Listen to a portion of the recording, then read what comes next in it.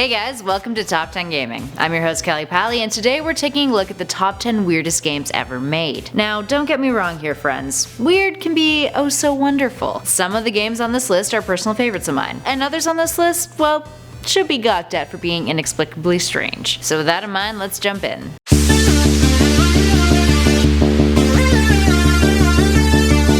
And at number 10 is Goat Simulator. If you've been following this channel for a while now, you may be aware of my deep adoration for Goat Simulator. Goat Simulator is a wonderful game, guys. It's comedic genius. Its DLCs are hilarious and surprisingly immersive. The goal of the game is to simply cause chaos, and you're playing as a goat. Based on whichever mutations you equip can sometimes be many other things, like a magician goat, or a goat that summons other goats, or a giraffe, or a microwave with legs. The possibilities are absurdly endless. And number 9 is Catherine. Catherine is actually a fantastic puzzle platformer, in terms of gameplay that is. The puzzles are challenging, the setting is interesting, and it's definitely a lot of fun to play. But the reason why it ended up on this list isn't because of the puzzle components of the game, but rather the weird story weaved throughout the game's narrative. The protagonist, Vincent, is essentially a boyfriend who starts having nightmares when his girlfriend Catherine starts talking about getting married. And then another girl shows up, also named Catherine, who he then starts having an affair with, and more nightmares ensue, with anthropomorphic sheep, which is actually kinda cool. And there's actually the possibility that you may end up in hell in one of the game's endings. Up next, number 8 is Playboy the Mansion. Playboy the Mansion was released in 2005 and is a 12-level simulation game where you play as Hugh Hefner. Which sounds great, but it's essentially a mediocre version of The Sims that critics call confusing and boring. But it does do one thing that The Sims doesn't. There's a lot of nudity and sex. A lot of sex. Genitals are blurred out, but aside from that, it's pretty much an open book. So if you were ever disappointed that your Sims were getting their freak on and you couldn't fully watch all of what they were up to, well, now's your chance. You do you. And at number 7 is Cubivore for the GameCube. Cubivore Survival of the Fittest came out in 2002 for the GameCube, and is an action-adventure where your goal is to kill the killer Cubivore, who is a beast in the land of the Cubivores who is at the top of the food chain.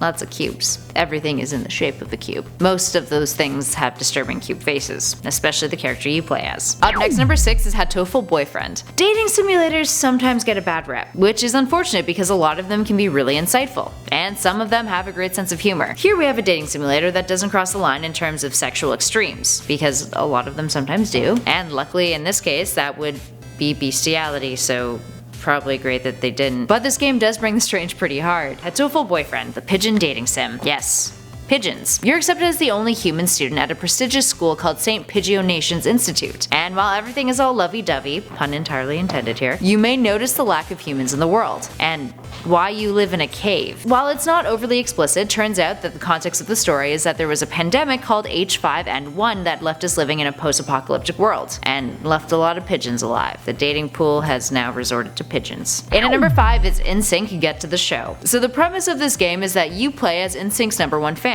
You know, the boy band back from the 2000s. Justin Timberlake was a part of it. And you help them with a bunch of tasks that they're forced to navigate as pop stars. Essentially, you're kind of their slave, and they're taking advantage of the fact that you're their fan. It's like their manager got fired and they need someone to do all their work, so then they just picked a random fan off the street, with the only reward being a live performance instead of like any monetary gain. Come on JT, you're better than that. And at number 4 is Limbo of the Lost. We talked about this game on our list of top 10 ripoffs, and it was just too delightfully weird not to include on this one. Limbo of the Lost is definitely a ripoff of other fantasy-esque games, like the Elder Scrolls series, except its execution is horrible. The audio is a mess, and half the time you can barely hear what the characters are saying. The graphics are really poor, especially considering the year it came out in. And of course, there's barely a narrative. The best part though is that when you succeed to make it to the end of the game, you're gifted with this weird little party that is both super uncomfortable and wildly hilarious. Up next in our number 3 spot is Shaq Fu. This 1994 SNES and Genesis game stars Shaq, Shaquille O'Neal, the basketball star. And what's his goal in this game? Well, he's trying to save a kid from an evil mummy, and fighting foes Mortal Kombat style along the way. Considered one of the worst games of all time, even developers at EA have admitted that the game was awful. But it gets better than that. There's even a group that exists online whose sole purpose is to rid the world of the game by buying up all of the copies and eliminating it from existence. And there's even been several joke trailers floating around on YouTube for the last several years for a sequel for the game, which, while hilarious, also look like they'd be terrible. Just stick to basketball. In our number 2 spot is Space Giraffe. For the Xbox 360, we've got what appears to be an acid trip. You play a giraffe. I guess. Flying a spaceship, sort of a spaceship, in space and you shoot things. After beating level 1, you get a message that reads, and I quote, "Congratulations, you success. A winner is you, but our giraffe is in another castle. You are bland." Cool, thanks. The game largely resembles arcade classic Tempest, despite the creators of the game claiming that it is not a clone of Tempest, which is fair, considering Tempest didn't feel like an LSD nightmare. And finally, in our number 1 spot is Seaman. Well, that's a title, isn't it? Seaman is a 1999 Dreamcast game where you look after fish in an aquarium. Those fish have human heads. And the game uses vocal recognition technology so that you can speak to these human-headed fish. They ask you questions. Sometimes they laugh like children.